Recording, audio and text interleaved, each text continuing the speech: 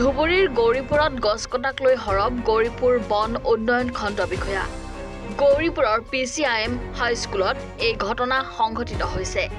গৌৰীপুৰৰ PCIM হাইস্কুলৰ প্ৰধান শিক্ষকে চলাইছে এই গছ কটাৰ সাফাই অভিযান।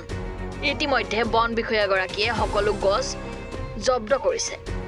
বিভাগীয় কৰ্তৃপক্ষৰ অনুমতি নোলোৱাকৈ প্ৰকৃতিৰ ধ্বংস কৰা এই কাৰ্যক সহজভাৱে ল'ব পৰা নাই স্থানীয় ৰাইজে আৰু অধ্যক্ষগৰাকীৰ বিৰুদ্ধে ব্যৱস্থা গ্ৰহণ কৰাৰ দাবী জনাইছে স্থানীয় যুৱকে।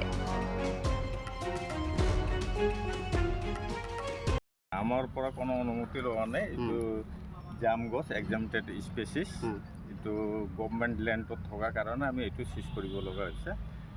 কাটিব পাৰে নেকি? এক্সামটেড স্পেচিছ কাটিব পাৰে, কিন্তু নিজৰ ঘৰৰবিলাক কাটিব পাৰে, যিহেতু এইটো গভৰ্ণমেণ্ট লেণ্ডত আছে। সেইকাৰণে পাৰ্মিশ্যনৰ প্ৰয়োজন আছিল, এখেতসকলে পাৰ্মিশ্যনটো লোৱা নাছিল, এইটোৰ কাৰণে চিজ কৰা। যেতিয়া গছ কাটিছে তাৰ আগত আপোনালোকক কিবা অৱগত কৰিছে নেকি? নাই, আমাক অৱগত নাই।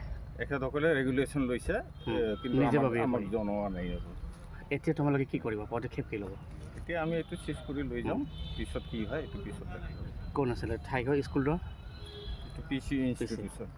প্ৰধান শিক্ষকে PC স্কুলৰ প্ৰধান শিক্ষকে যি প্ৰাকৃতিৰ ওপৰত যি অত্যাচাৰ চলি আছে, কিন্তু আজিৰ দিনত কোনো মানি লোৱা নহয়। কাৰণ আমি কি কৰিছোঁ, পঢ়া শুনা যেতিয়া কৰিছোঁ যে গছ মানে কটাৰ বিপৰীতে কিন্তু গছ ৰুব লাগে, কিন্তু এই স্কুলৰ শিক্ষকে কি কৰি আছে যে গছ কাটিব লাগে, মানে টোটালি ওপৰতা। এই বিষয়ে যে কি কৰে প্ৰশাসনে, আমাৰ কি কৰে, আমাৰ প্ৰশাসনৰ ওপৰত মানে বহুতো আশ্বাস আছে এই মানে বিষয়ে কিবা এটা পদক্ষেপ গ্ৰহণ কৰিব।